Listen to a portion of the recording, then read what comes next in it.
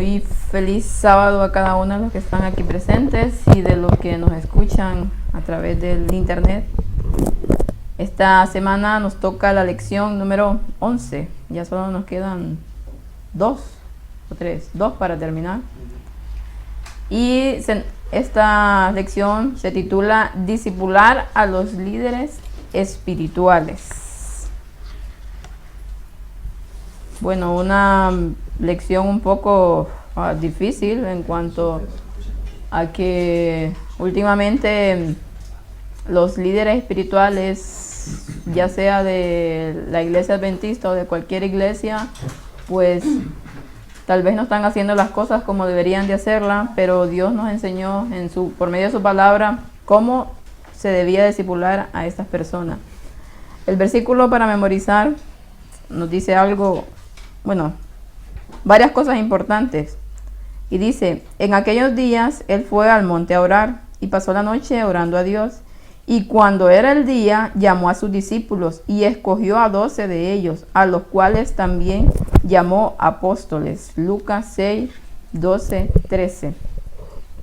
Bueno, aparte de lo que dice que para poder escoger a estos discípulos, Cristo fue a orar y vemos que su vida fue una vida completa de oración.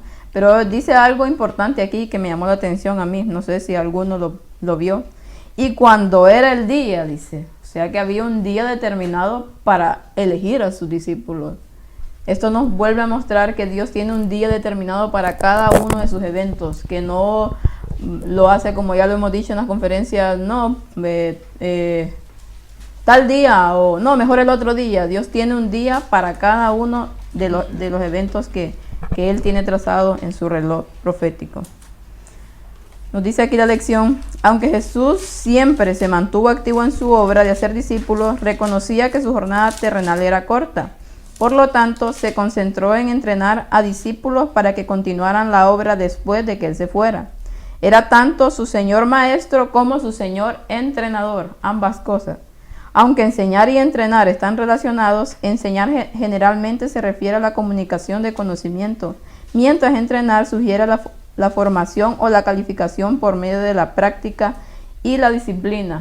Y a lo largo de la lección de esta semana se nos daba 2 puntos claves, el conocimiento y la experiencia, que incluso en 2 días se habla ya precisamente de esto. Por eso Pablo compara el Evangelio. Ay.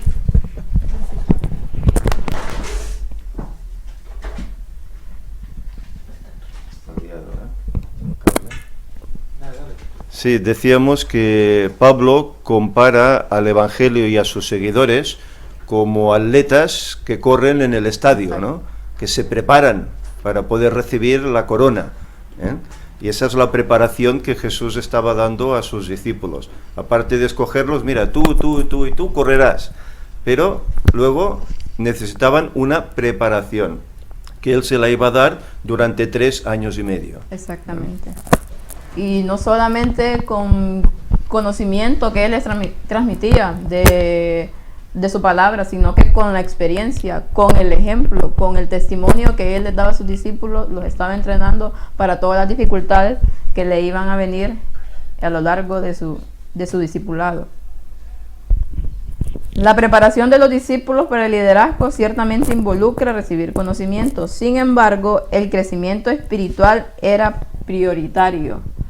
Nosotros podemos ver que si nosotros tenemos conocimiento, pues podemos transmitirlo, pero no somos nosotros los que vamos a transformar a esa gente, es el Espíritu Santo. Entonces, si nosotros no tenemos un crecimiento espiritual, no tenemos al Espíritu Santo en nuestros corazones, no podemos hacer nada, porque Él es que convierte a las personas. Entonces, por eso las dos siempre van ligadas, no puede ir una sin la otra. Exacto. Yo quería comentar, si me oyen, creo que no me oyen.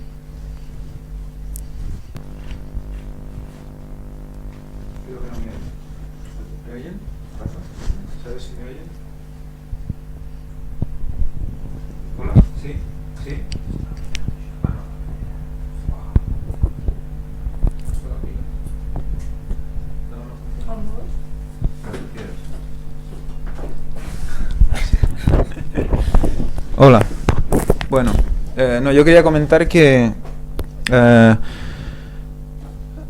primero que esto, yo cuando leí el versículo para memorizar, lo primero que me vino a la cabeza fueron esos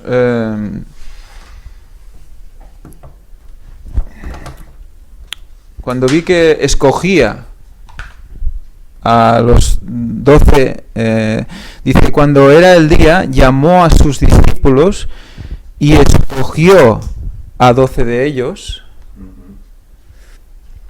a los cuales también llamó apóstoles. Rápidamente pensé, 12 por 12.000,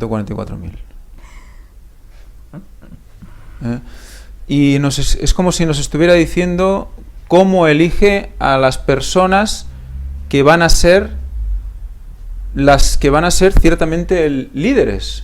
Exacto. Que van a ser los que van a moverse de tal manera que van a llevar el mensaje al resto del mundo, como hicieron los apóstoles en el mundo conocido en su momento.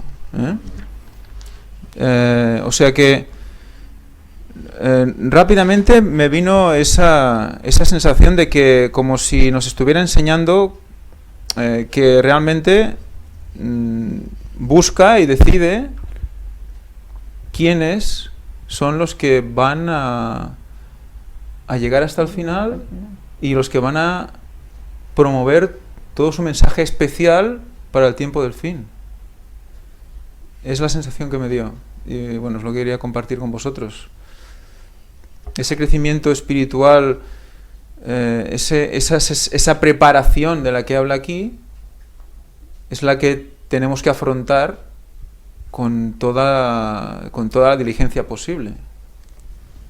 Esperar que lo que Cristo está haciendo con nosotros es prepararnos para un trabajo especial que cada uno tiene.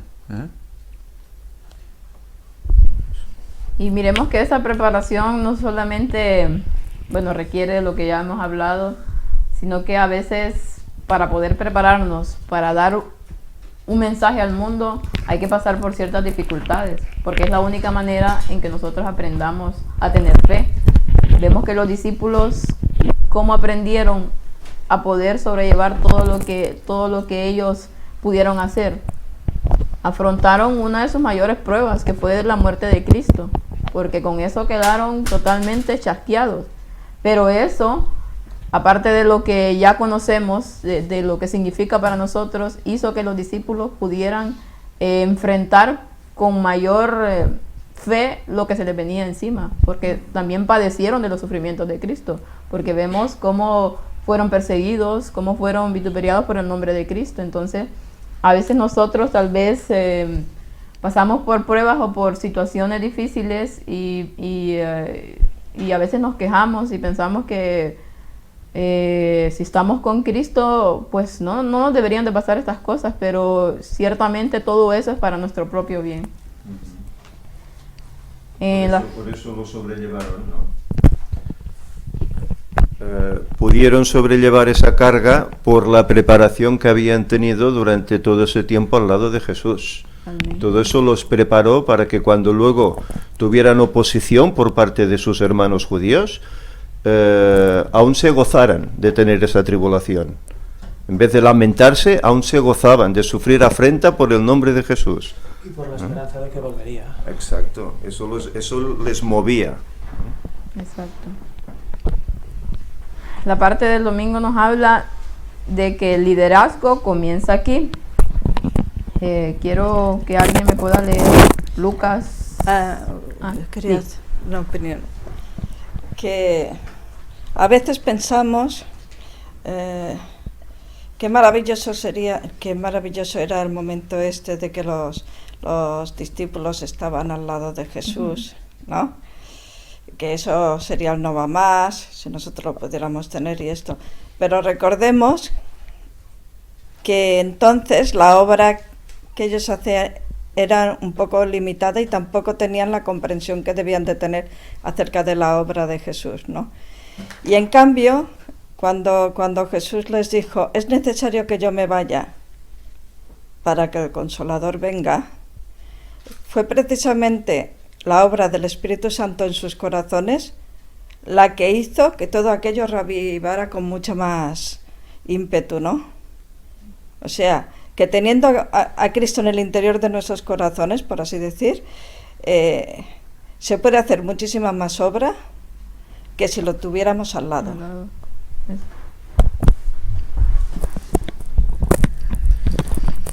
Buenos días. Hombre, yo creo, aparte de que al igual no tenían un conocimiento tan profundo de la Biblia, pero tenían el testimonio puro y duro de que era la figura de Jesús y de que eran las pruebas visibles a sus ojos, ¿no? Y que al igual no tenían tanta teoría tanta teórica como tenemos nosotros, pero tenían una fuerza práctica impresionante justo delante, y que les dejó el Espíritu Santo, cierto es, para que ellos lo pusieran en práctica. Claro, nosotros hoy por hoy el Espíritu Santo al igual no lo hemos vivido y no lo hemos visto aplicándolo la figura de Jesús. Visualmente no lo hemos visto, es imposible.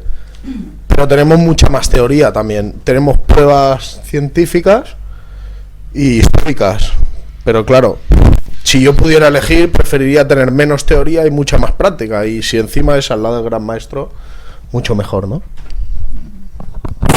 Tenemos que recordar vimos en la última conferencia de Puertas Dimensionales el concepto de la unión con Cristo, cómo era, ¿eh?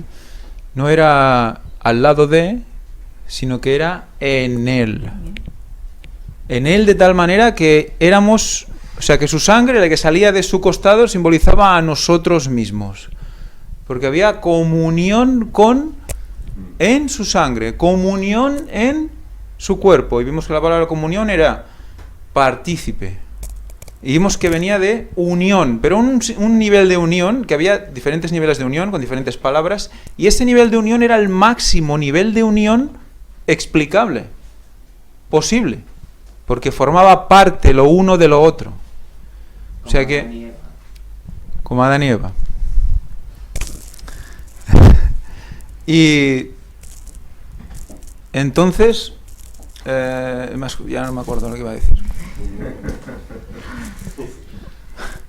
No, pues eso que... La comunión. Sí, la comunión, la unión, claro, esa ya no es pasado de tener a Cristo ante ellos a tener al Consolador en ellos. Que es... cuando estamos en Cristo es a través de el Espíritu Santo.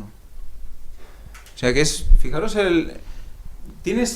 veces tienes cerca a alguien que dices, ostras, qué pasada, cómo es, qué tal, pero hasta que tú no vives en la fe y tú no vives el Espíritu y no te sientes guiado por Él, no acabas tampoco de ver lo importante que es esa comunión y esa unión, ¿no? Es que es un reflejo de la divinidad. Eso. Sí, es un reflejo de la divinidad.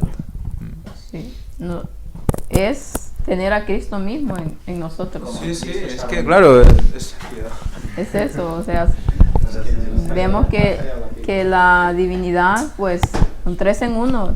Si tenemos a uno, tenemos a los 3. Entonces, a veces no nos percatamos de eso. Tenemos a Cristo en nosotros mismos, todos los días, a cada minuto que nosotros queramos, ¿verdad? Porque a veces con nuestras propias acciones lo alejamos. Y a Eva la tomó de dentro de Adán. O sea que es Cristo también salió dentro de Dios. Es semejanza, humano, Dios. Es exactamente lo mismo. Amén. Y como decíais, dice que estaban llenos del Espíritu. No estaba el Espíritu con ellos, sino que ellos estaban llenos del Espíritu. Es decir, que estaba en su interior. Lo que tú decías, exacto. Somos templo, ¿no? Ahí está. Del Espíritu. Somos templo y Él está en nuestro interior. Amén. Bueno, yo quería decir una cosa, que siempre se hace alusión a que Cristo viene a picar a tu puerta. Tú, cuando alguien pica a tu puerta, no lo dejarás fuera, lo dejas entrar. Entonces tú eres tu casa y Cristo entra en ti. Y es una semejanza. Claro, pero puede que no la oigas por tu vida, por la vida que llevas. Hay que llegar al punto de oírla. Sí, muchas veces sí, o cualquier otro vicio. los ruidos que hay alrededor nuestro no dejan que escuchar la voz de Cristo. Y eso no permite que le abramos nuestra puerta, nuestro corazón. Haciendo alusión a esto del ruido, es interesante porque hay unos estudios ahora que han descubierto que el ruido de las ciudades o el ruido en general afecta al sistema respiratorio más que las propias toxinas del aire. Y si buscáis lo que significa el Espíritu Santo, veréis que hay esa connotación de soplo, aire, que es como el aire. Sí. O sea que el ruido no te deja respirar bien. El ruido no permite que el Espíritu Santo entre, ¿no?, en ti y te lleve y te oxigene. O sea que fijaros la ciencia como esas relaciones que a veces no acabamos de entender, la Biblia nos las aclara, ¿no? Amén. No sé si alguien tiene Lucas 6, del 12 al 16. Yo lo tengo, sí. Que pueda leer. A ver si llega hasta el micro hasta ahí.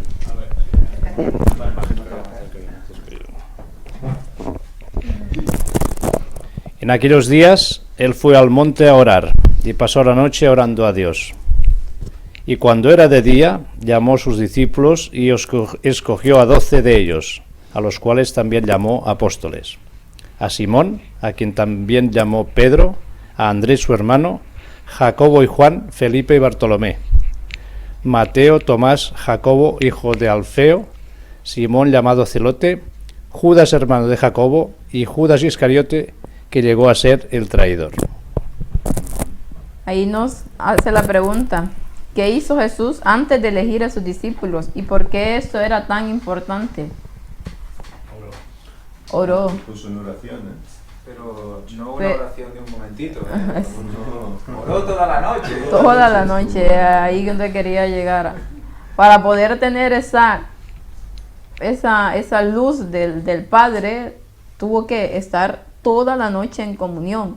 A veces nosotros, cuando tenemos que elegir, hacer una decisión importante o no importante, de cualquier modo que la veamos, sí, vamos a orar, que oramos 2 minutos, 3 minutos, para una decisión tal vez tan importante, que necesitamos realmente un discernimiento especial de parte de nuestro Padre Celestial. Vemos que Jesús nos dio el ejemplo, oró toda la noche, y me imagino que no solamente esa noche, si él pasaba su vida en oración. Muchas noches en oración. Y a veces nosotros oramos una vez y ya nos olvidamos de aquel tema y de repente elegimos, pero no elegimos realmente porque Dios nos hubiese dado luz, sino porque impulso, por nuestros propios sentimientos, porque realmente no estuvimos todo el tiempo en la oración que debiéramos tener. Porque Jesús sabía que tenía poco tiempo. Así es. Poco tiempo. Que el tiempo estaba cerca para su vida y tenía que hacer mucho trabajo. Por lo tanto, también eso nos tiene que inspirar a nosotros, ¿no?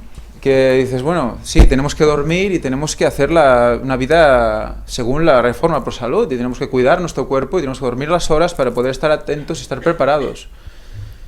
Pero vamos a ver que hay momentos, hay situaciones en los que el Espíritu Santo va a hacer que tengas una necesidad tal de orar o de investigar o de leer ciertas cosas que no puedes pensar en dormir en ciertos momentos. Y dices, es que tengo que llegar. Y llega un momento que, claro, ya no puedes y te vas a dormir y ya está, ¿no?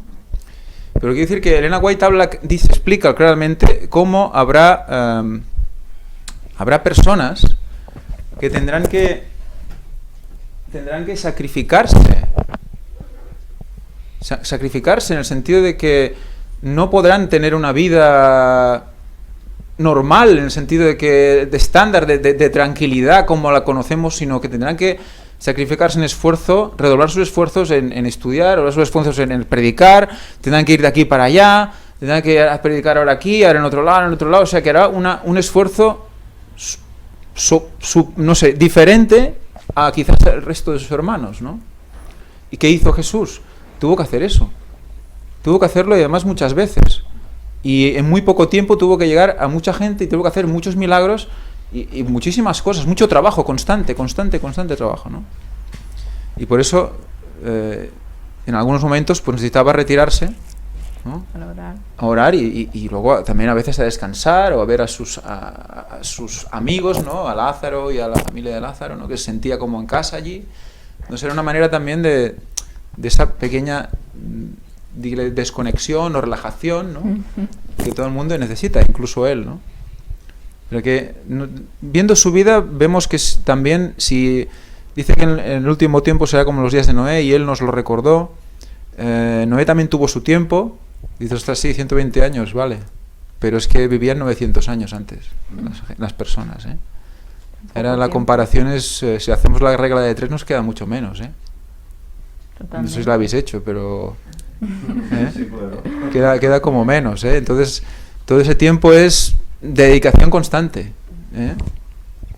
Y si vemos para decisiones importantes a través de la historia, a través de la historia de la palabra de Dios mismo, vemos también a nuestros pioneros de la iglesia adventista. ¿Qué hacían ellos? Pasaban noches enteras también en oración. ¿Por qué? Porque estaban viviendo en momentos realmente de suma importancia, estaban viviendo en momentos proféticos. Y para poder obtener esa luz, ¿qué es lo que hacían? Se reunían juntos y pasaban noches enteras. Sí. Y yo a veces me pregunto, ¿por qué ahora nosotros somos tan reacios a eso? En las iglesias se habla de reuniones de oración y unas horitas y ya nada más. Cuando ahora nosotros deberíamos de estar realmente reuniéndonos en oración constante los unos por los otros, porque estamos viviendo en momentos proféticos, al igual que los discípulos, al igual que nuestros pioneros. Entonces eso nos debe llamar la reflexión a que realmente necesitamos mucha más oración, porque es la única forma como Dios comunica el conocimiento.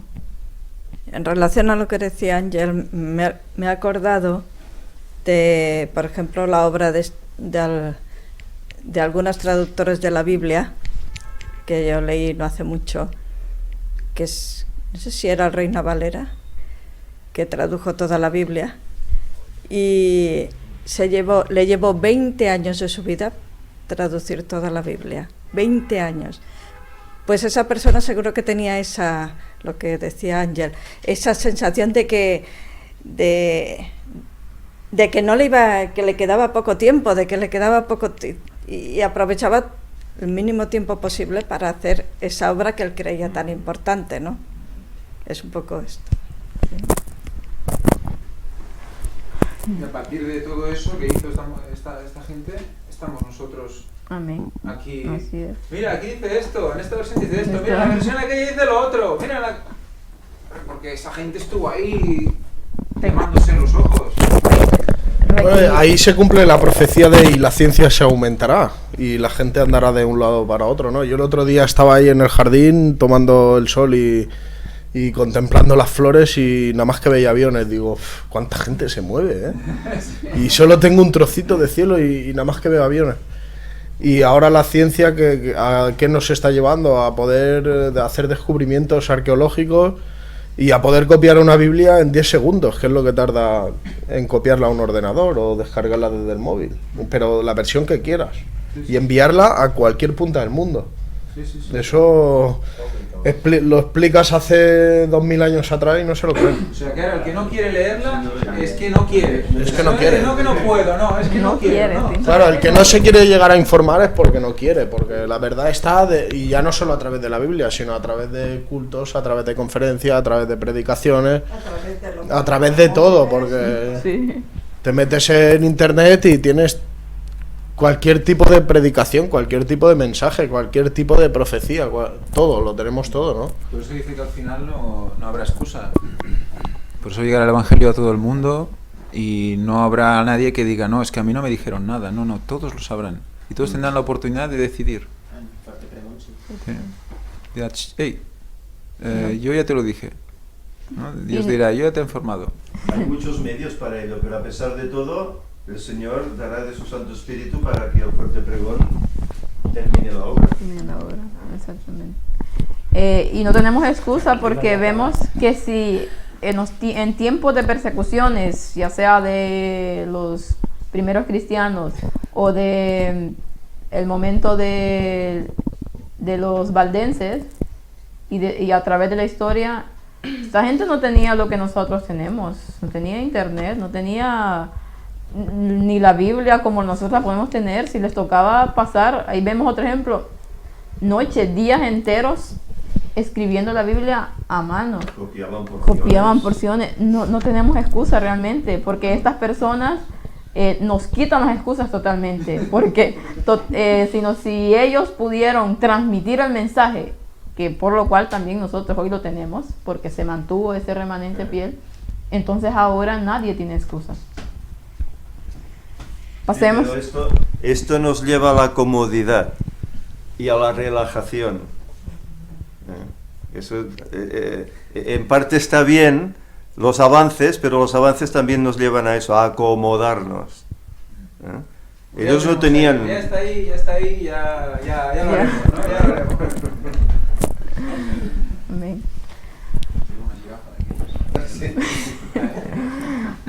Vamos con la parte del lunes para seguir avanzando. Conocimiento y experiencia. Y bueno, lo que hablábamos al principio de la lección, nos dice aquí, la información era un componente del mensaje de Jesús que no se podía reemplazar.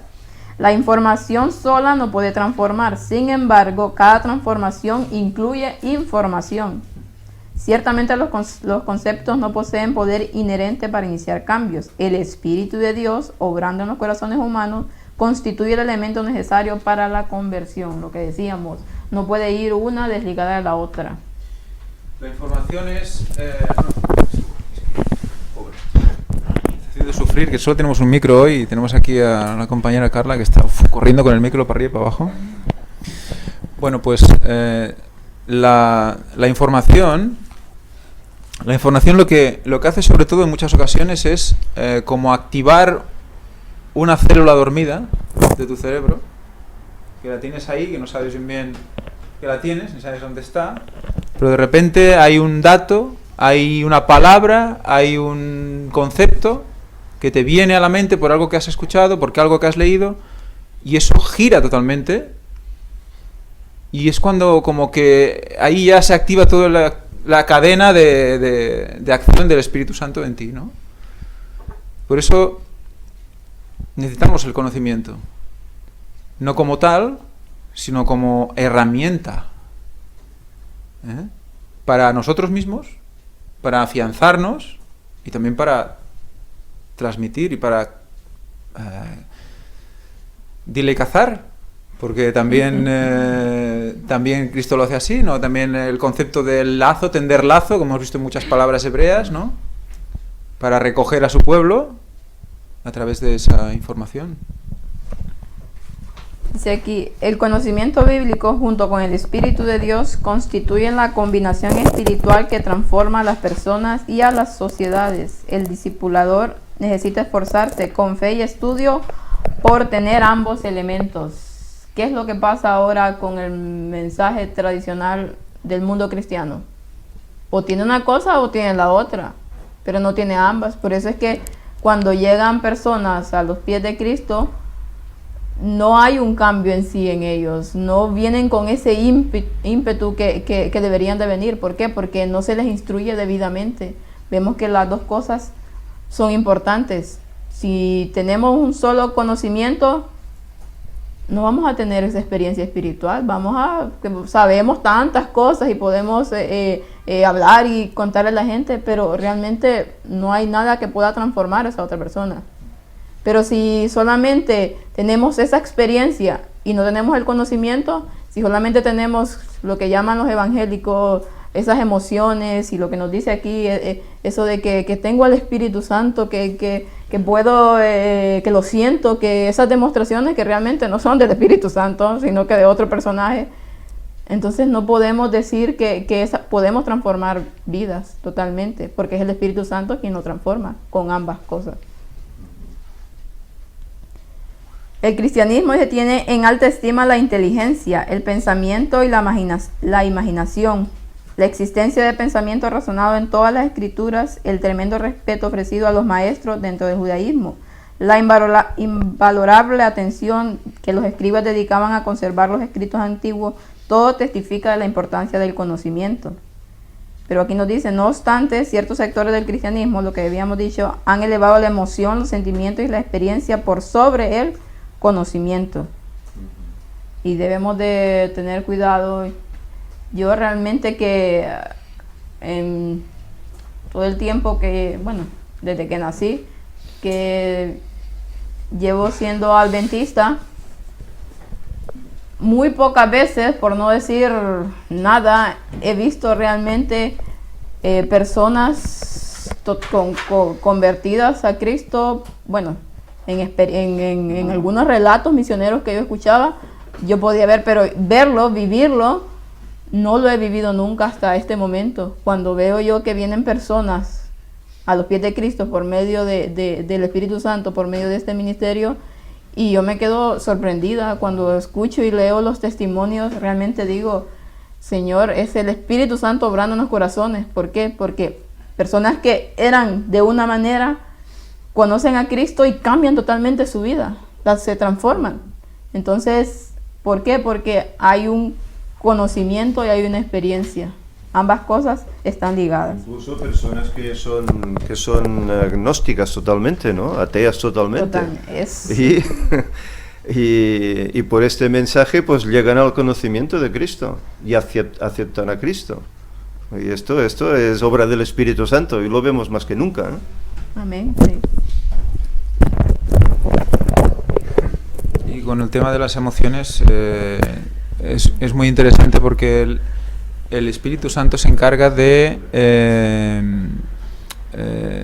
¿cómo se dice?, dispensar, distribuir las emociones.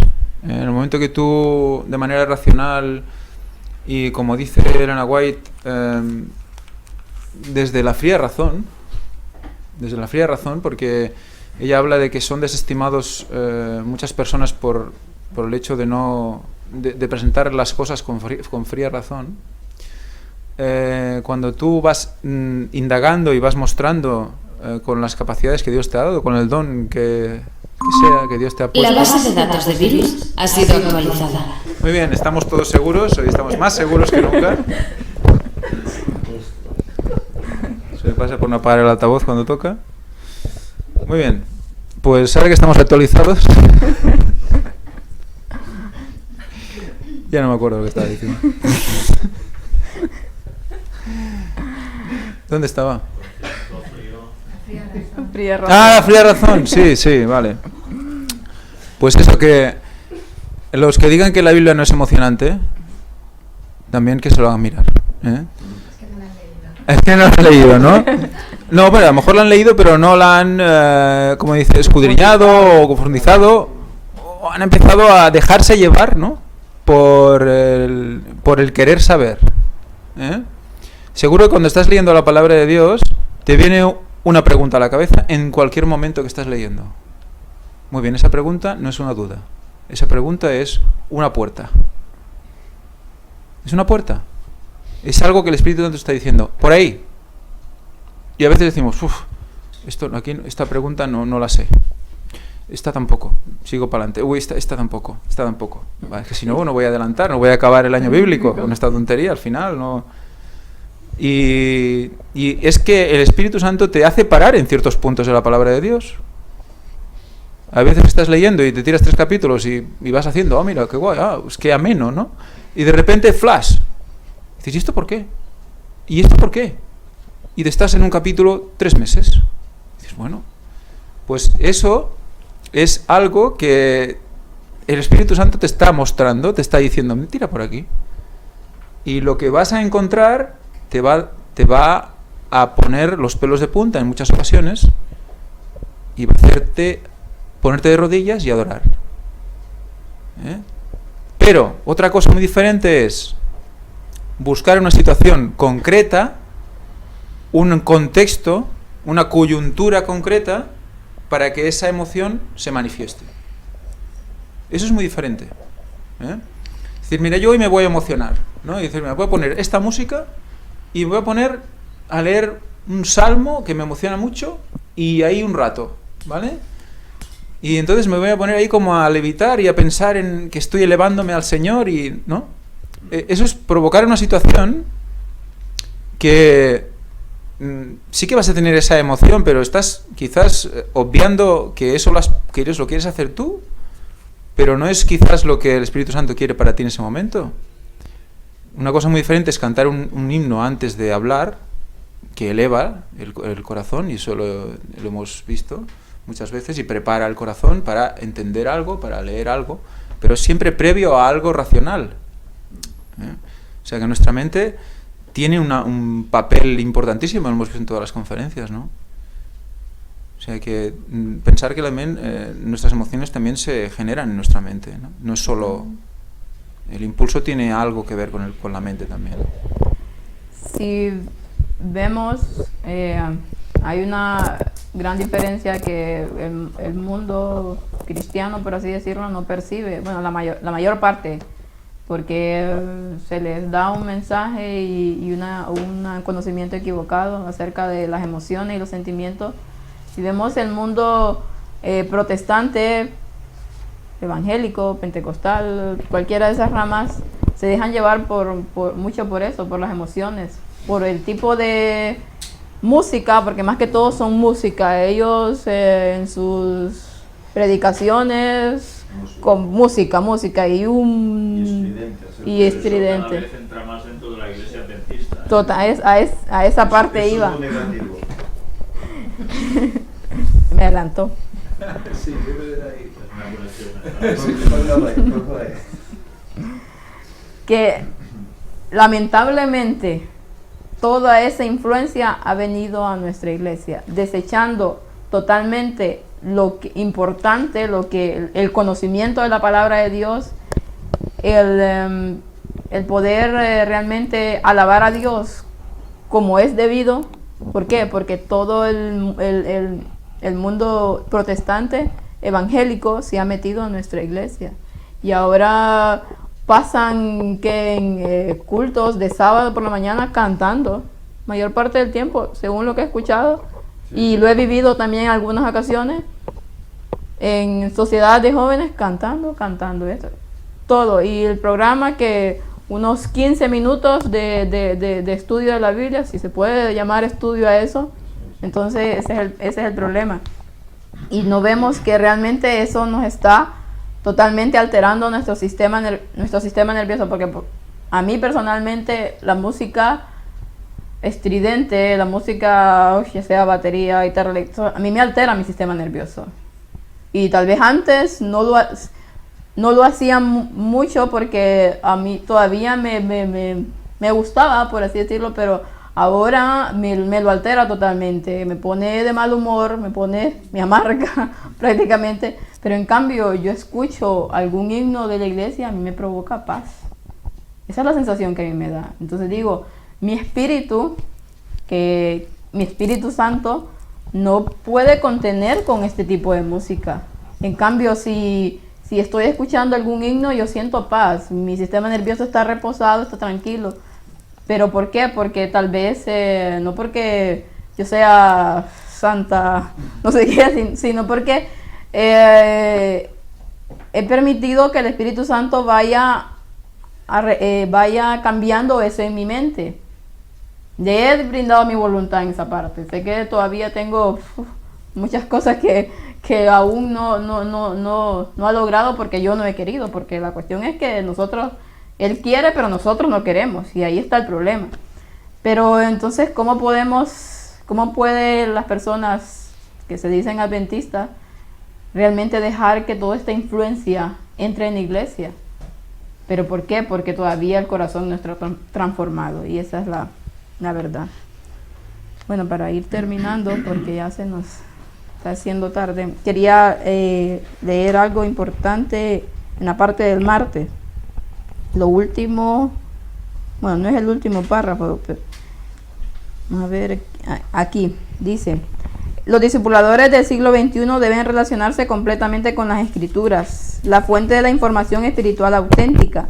Del mismo modo, deberían diseminar doctrinas y enseñanzas sin tomar en cuenta si son populares o convenientes.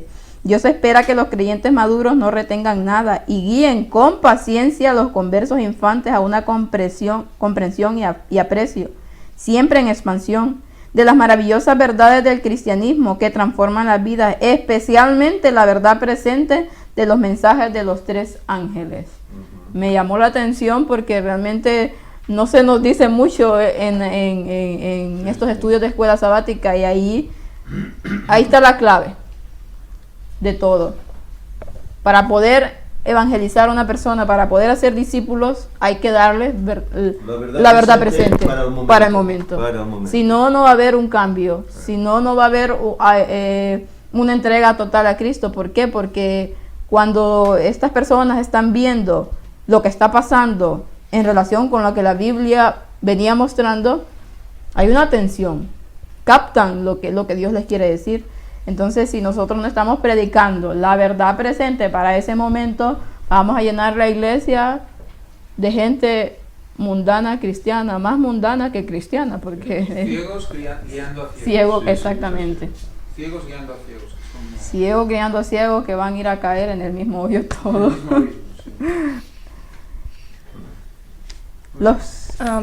Yo quería decir una cosa de lo que habéis comentado antes de... Tú dices que te provoca una sensación buena y a lo mejor eso que haces está correcto a los ojos de Dios, pero también tienes que tener cuidado de que algo que haces que crees bueno y te causa una sensación buena sea malo. Sí. Porque eso es una artimaña del que está al otro lado para moverte a ti los hilos, porque hay gente que hace cosas que están mal y se sienten muy bien haciéndolas, pero no están bien. Entonces creo que hay que tener también cuidado cuando haces algo y sientes que está bien, primero mirar a ver si eso está bien. Porque yo me puedo tirar de una montaña rusa y me lo paso pipa, y en la montaña rusa a lo mejor se me mueve el cerebro, no sé, ¿sabes? Entonces, claro, hay que tener cuidado con lo que se hace. No solo guiarte por lo que tú sientes, sino por lo que diga la palabra. Exactamente, ¿no? Sí. Bueno, yo referente a lo que dice ella, estoy totalmente de acuerdo. Pero lo quiero complementar con otra cosa, que normalmente cuando las personas llevamos a cabo una actitud o comemos algo, escuchamos algo, vemos algo y nos sentimos bien siendo malo, es porque todavía somos ignorantes en ese aspecto. Claro, si no te has informado, no has digamos investigado y discernido entre el bien y el mal, pues sí que te la puede colar, porque es como el drogadicto que prueba la droga, ¿no? Me imagino que en ese momento se siente bien. Se siente bien porque le provoca esa reacción química, pero claro, hasta que él no ve que esos efectos te producen daños cerebrales, daños a nivel físico y a nivel espiritual, claro, él, y encima dependencia, ahí estamos, pues claro, él se siente bien, pero hasta que no adquiere esa conciencia, esa sabiduría de que lo que está haciendo realmente en él mismo es autodestruirse, pues claro, es como un engaño, es el gran engaño satánico, ¿no? El hacernos sentir bien con algo que realmente no es bueno para nosotros, ¿no?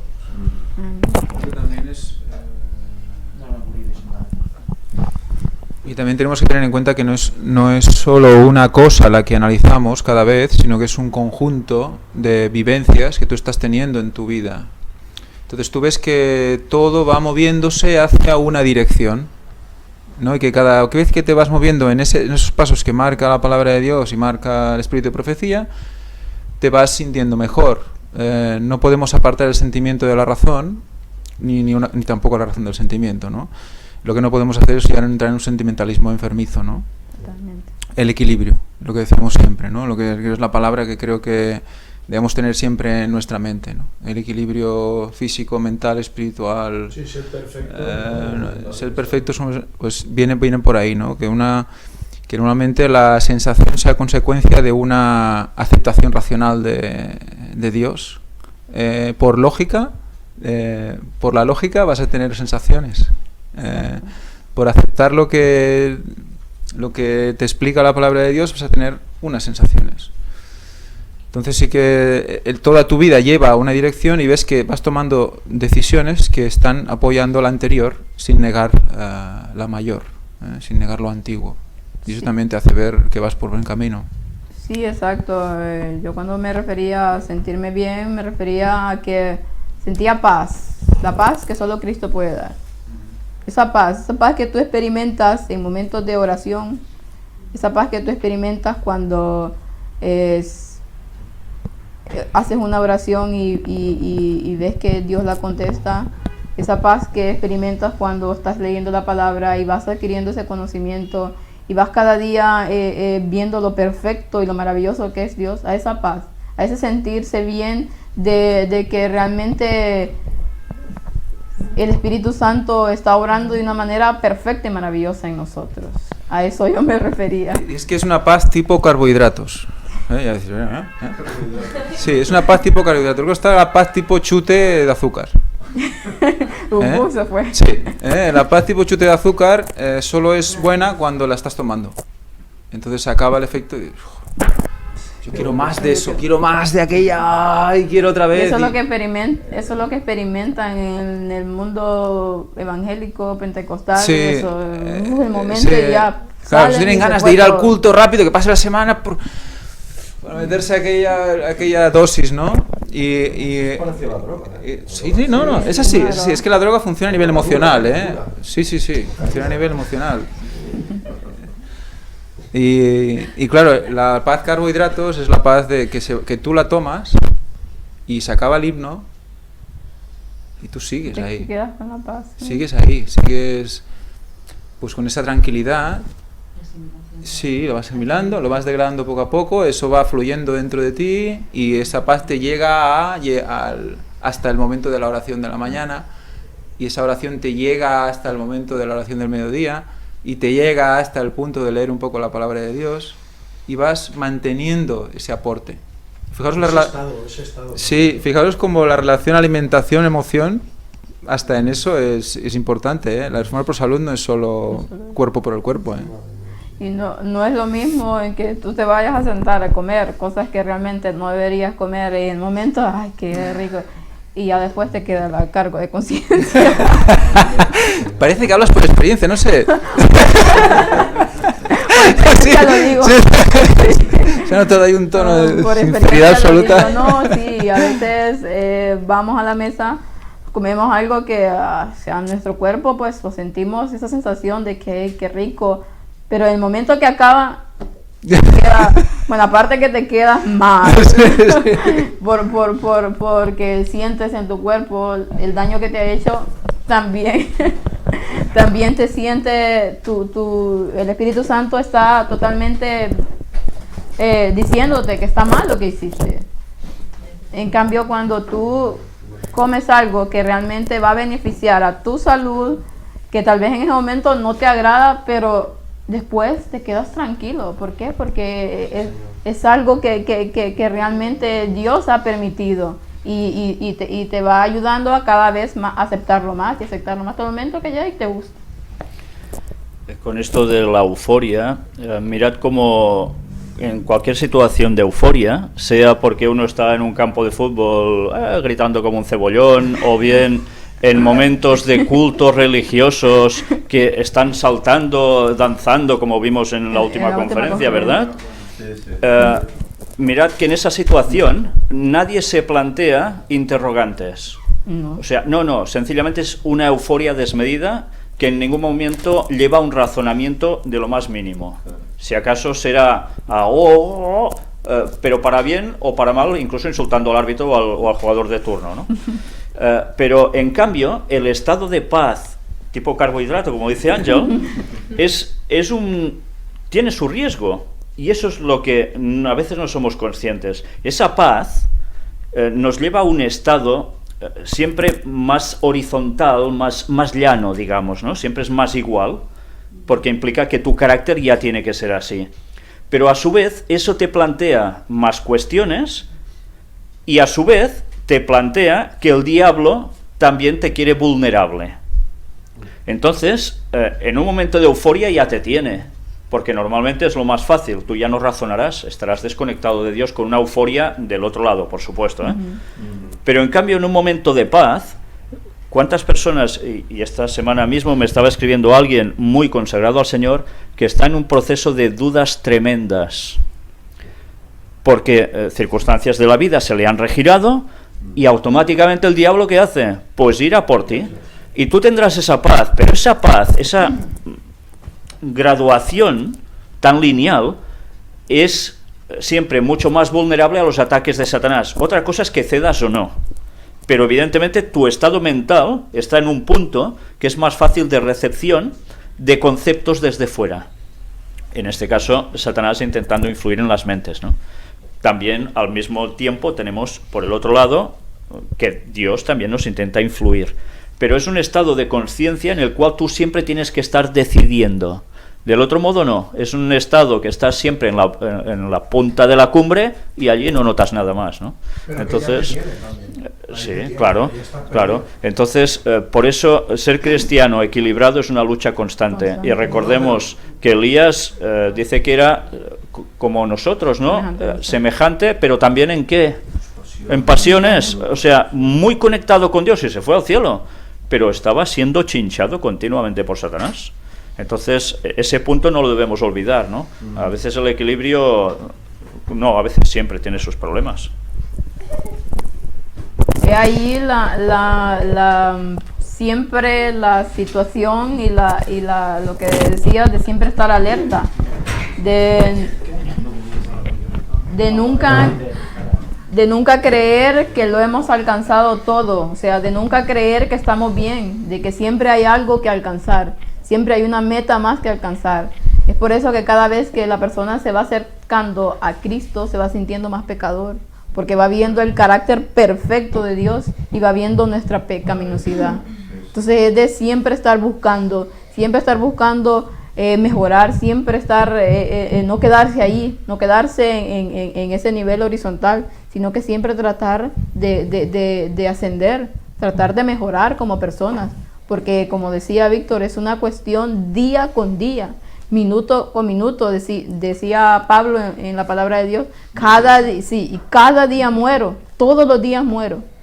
Y la importancia de tener el concepto del yo bien estudiado, de que si nosotros cada día hacemos morir ese yo, entonces vamos a obtener una victoria. ¿Por qué? Porque estamos dejando nuestras pasiones a un lado y dejando que el Espíritu Santo tome nuestra voluntad.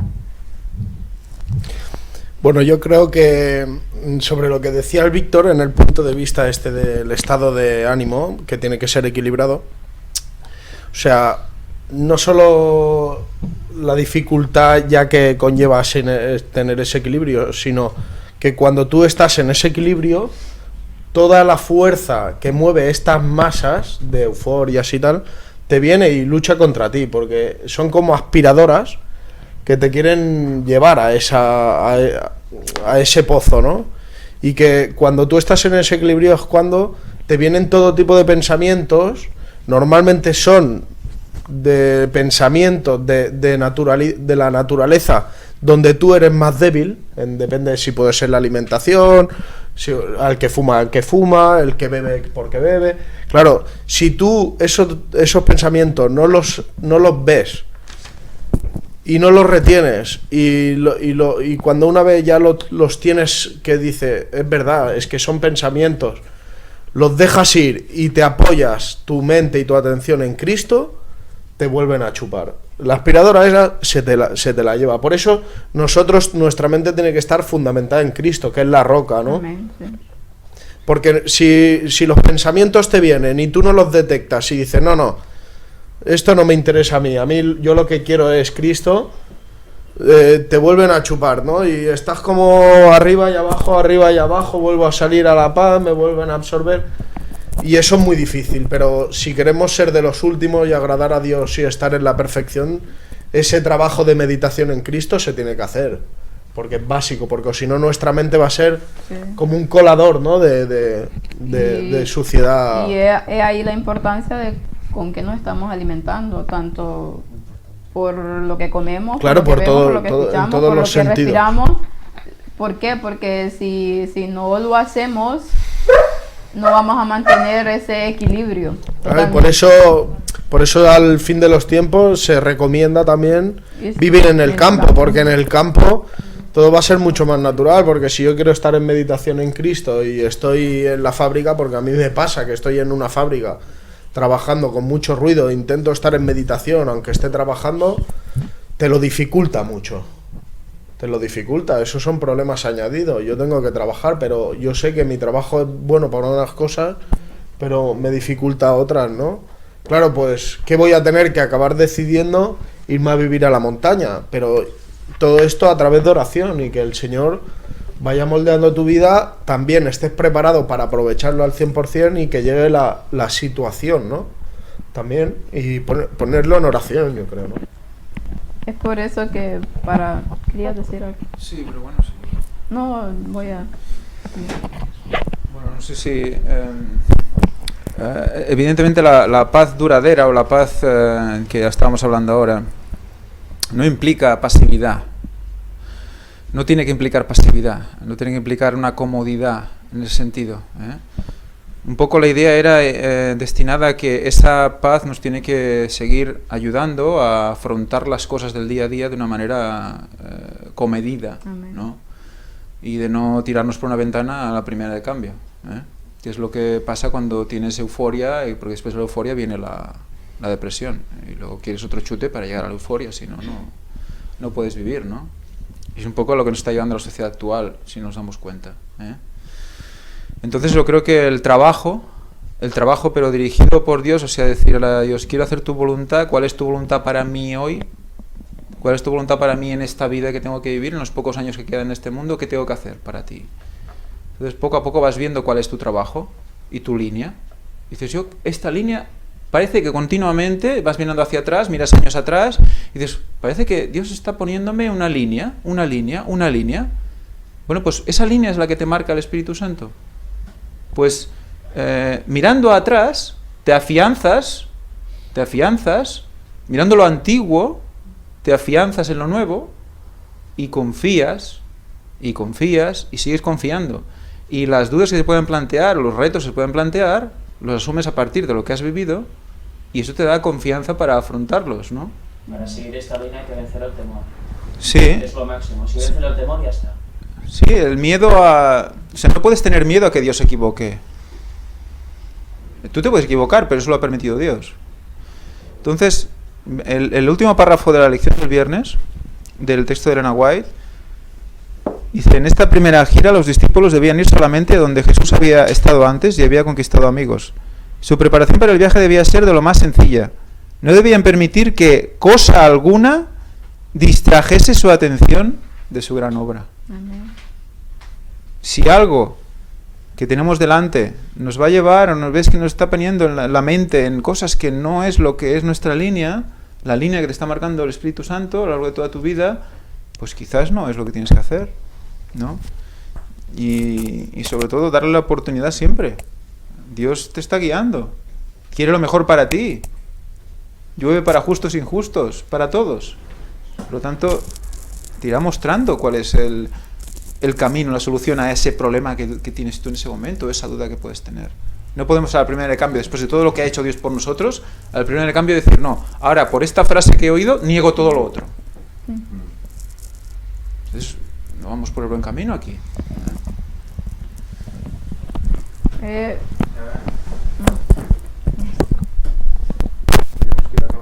Sí. Ahora que he hablado, ya lo podemos Bueno, yo quisiera compartir una experiencia que tuve hace un tiempo de cuando me dijeron que tendrían que operarme.